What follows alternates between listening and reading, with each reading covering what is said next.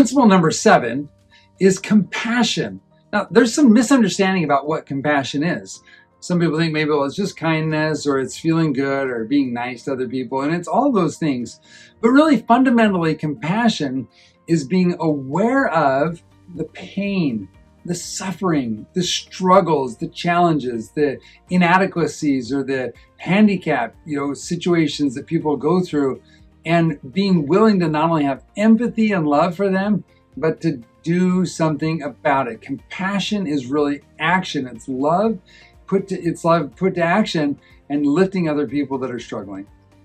Now, as we've thought about this in family life, compassion can show up in 3 main areas. And one is emotional support, how we can give emotional support to people, physical support, and spiritual support. So we want to talk about each of those 3. Yeah. So emotional support is this willingness to see people who have emotional struggles, or maybe mental health challenges, but still being loving and lifting and encouraging them, cheering them up, or just being with them and mourning with them or suffering with them when they've had loss of loved ones in their family. It's being there to lift them and cheer them up or strengthen them in moments of emotional struggle and trial. I remember Enoch, our son, was so excited about carving out his Pinewood Derby car for his Cub Scout scouting. He was going to win everything. He was going to win it. Everything. He went online, watched all the YouTube videos, carved it just right, painted it just right, got this special spray for the wheels, and he just knew He worked so hard on it. He worked so hard on it. He was going to win. He went to the race and got all ready to go, and his first race, the wheel falls off, and just mistake after mistake, he kept losing and losing, and he just got more and more sad, and he was just devastated. He came home, and he was very sad. But what was interesting was to see his siblings and how they responded to his trial and his emotional trauma that he was having, and just the love and support that they gave him, the cheers. You did such a great job, and even if you didn't win, it was the best looking car, and all these different things. These different things to cheer him up and encourage him. We can give emotional support in those ways. I'm also reminded of when years ago we lived next to just an amazing couple, and this dear wife, Kay, she was diagnosed with terminal liver cancer. And she was in so much pain and so much suffering. And our daughter, Eve, who was 4 or 5 at the time, she had a special bond with Kay, and she just loved her so very much. And she would run over there when Kay was in pain or struggling, and just lay on the bed with her and stroke her hair and read stories to her, or let Kay read stories to her, back and forth. And Kay would often say, "I don't need my medicine, I just need my Eve."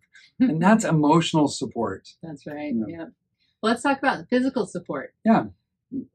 We live in this mortal physical world, and we're going to get sick. We're going to have accidents. We're going to have pain. And so we really need to give each other physical support. That's right. Sometimes, there are times when people can't do things for themselves that need to be done, where they have handicaps, or they have injuries, or there's whatever going on in their life. And they need a helping hand. They need someone to be their eyes and their ears and their hands and their legs, and just someone that can get in there and get the physical stuff done for them. I'm reminded, remember years ago in Montana, when our oldest children, I think they were 9, 8, and 7, Esther, Joshua. 8, 7, and 6. 8, 7, 6, yeah, Esther, Joshua, and Jared. And there was this great big steep hill there, and they were out riding their bikes, and they told Jared, like, "You're too small, don't ride your bike down this hill. It's too steep, and it's gravelly, and it's dangerous." Well, of course, Jared, he did it anyway, and he crashed halfway down. And so instead of making... Ripped up his knees. I mean, gravel embedded in there, poor little guy. And instead of making fun of him, Esther dispatched Joshua to go get bandages and Neosporin. And so he jumped on his bike and rode home. And in the meantime, because he couldn't ride and Esther couldn't ride on the bike with him, Esther just shouldered that little boy, put him right on her back, and started walking home with him. And Joshua came back and, carrying him home, right on her back. And Joshua came back and bandaged up his knees. And those two siblings, they showed so much physical compassion in serving their brother. It was a beautiful thing. And he got home and his leg was just covered in band-aids. Beautiful. They really did. They doctored him up right. But Band-aids are a physical, emotional support. That's right. They are bandages. So let's talk about spiritual support. Mm-hmm. Spiritual support. One time we had one of our children that had broken a commandment of God and was having a really hard time with that.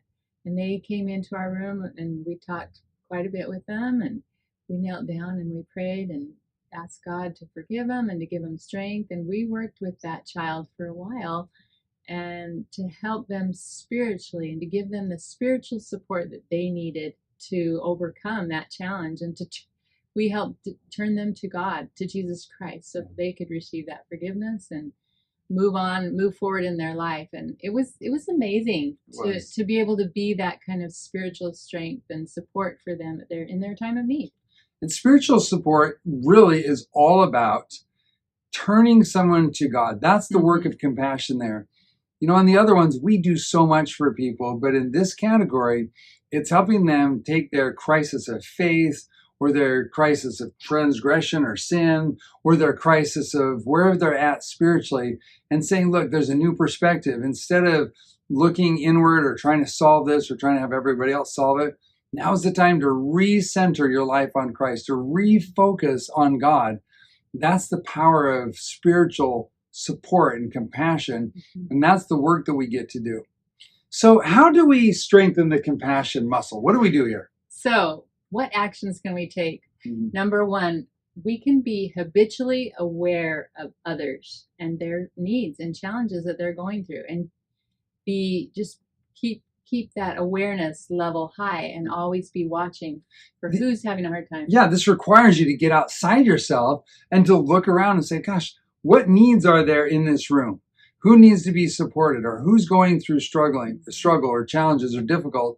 And you look around and you be observant habitually. So that's the first one. Second thing is be willing, when you see those needs, be willing to help immediately. Like, crisis isn't always planned. No, it's never planned.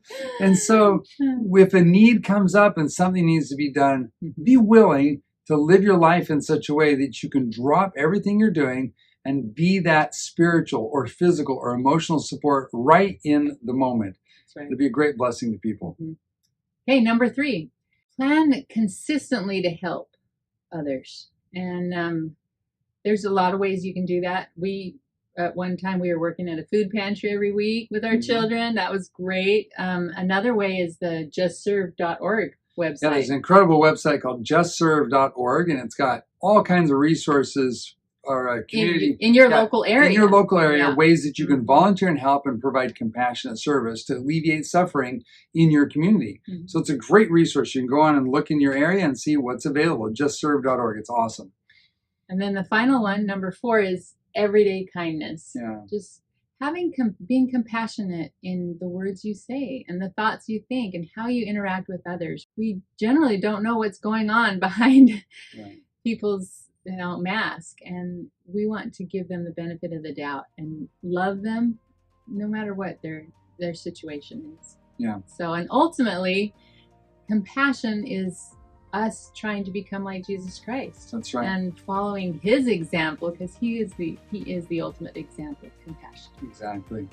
So as you do this consistently, you'll find that your joy and happiness are consistently present, because it's really hard to serve other people, to lift them, to alleviate their suffering at whatever level it is, and not have an enormous amount of joy and satisfaction returned back to you. And we sort of sound like a broken record. It's like, well, what's the benefit of compassion? You know what it is? It's happiness. But that's why this is the Happy Family Club, is because everything that we're doing is pointing you to try to be happier and to try to have better peace and joy inside of your family. And compassion is one of the most powerful tools for doing that. It's just a joy being with you. Thanks so much for listening. We'll talk to you soon.